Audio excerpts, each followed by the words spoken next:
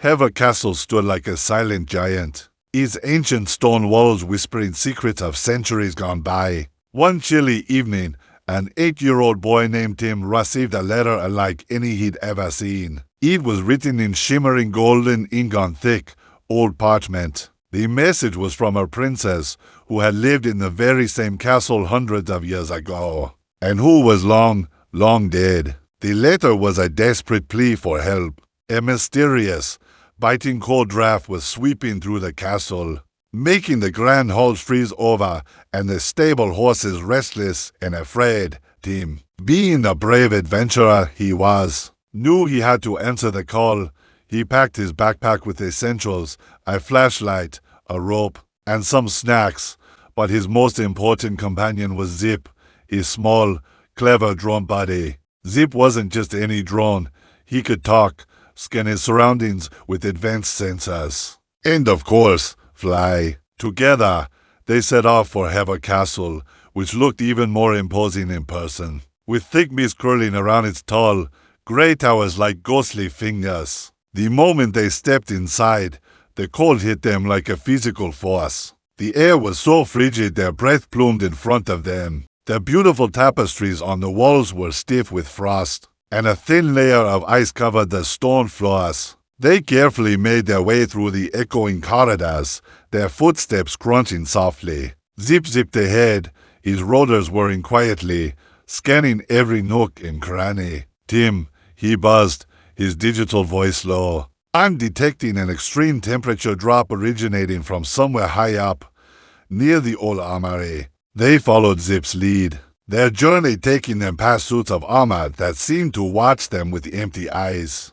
To reach the upper levels faster, they ventured into the castle stables. There, they found magnificent horses, their coats thick and their eyes wide with fear from the unnatural cold. Tim, who had always dreamed of being a knight, gently calmed one of the powerful steeds. With a little help, he and Zip climbed aboard, riding through the castle's wide hallways just like the knights of old. It was both thrilling and a little spooky. As they galloped down a long, dark corridor leading to the armory, ghostly shadows began to flicker and dance along the walls. They twisted into menacing shapes, moaning softly as if guarding the passage. They don't want us to pass, Tim shouted over the wind. Thinking quickly, he spotted a collection of ancient weapons displayed on the wall. He reached out and grabbed an old, but still sturdy, sword. It was heavy in his hand, but he held it high,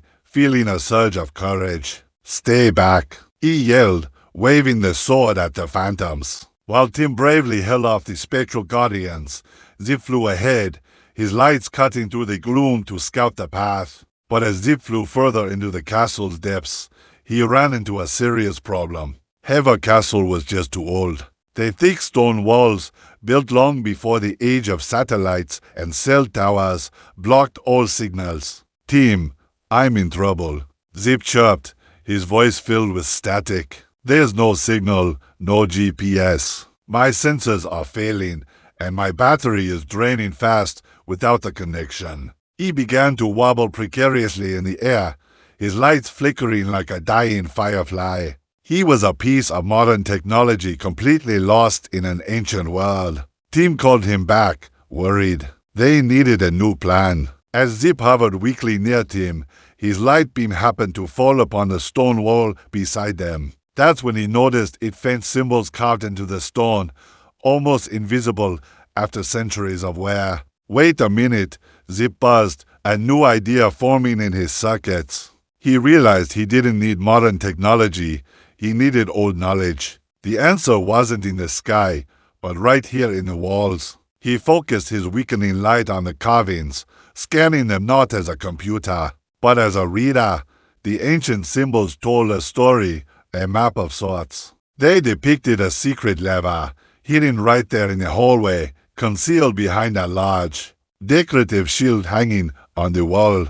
Tim, behind that shield, Zip exclaimed. Tim rushed over and, with a great heave, pushed the heavy shield aside. And there it was, a rusty iron lever, just as the carvings had shown. Tim grabbed the lever with both hands and pulled with all his might. With a deep, grinding groan of stone against stone, a section of the wall swung inward, revealing a hidden spiral staircase. It was dark and narrow, but it led upward, right towards the source of the cold. They had found the secret passage. They climbed the winding steps, Zip now resting on Tim's shoulder to conserve his last bit of energy. At the very top of the staircase, they found themselves in a small, dusty room, and there, high on the wall, was the source of all the trouble, a large, broken window. Its glass was shattered, and their frame was splintered, letting the icy night wind howl into the castle.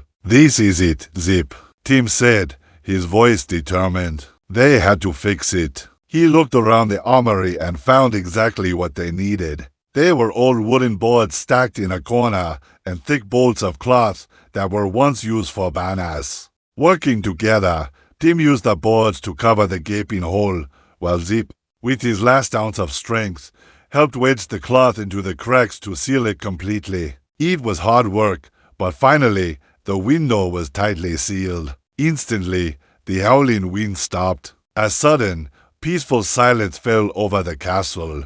The biting cold began to recede, and the ghostly shadows that had haunted the hallway vanished like smoke. Just then, a soft, shimmering light filled the room. The spirit of the princess appeared before them. She wasn't scary at all. She had a kind face and a warm, grateful smile. "Thank you," she whispered, her voice like the gentle rustle of leaves. "You have saved my home. You used courage, clever thinking, and most importantly, you worked together." As the first rays of dawn streamed through the other windows, the castle began to grow warm again. The frost on the walls melted away, and the whole place felt alive and peaceful.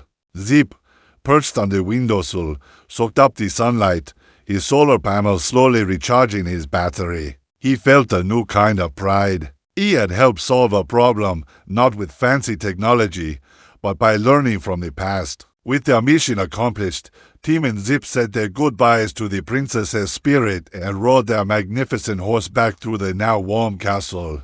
They were tired, but their hearts were full of adventure. As they headed for home, they knew this was just one of many mysteries they would solve together, a boy and his drone, ready for whatever came next. Thanks for watching our story today. If you enjoyed Tim and Zip's castle adventure, don't forget to hit that like button and subscribe for more exciting tales. We'll see you next time.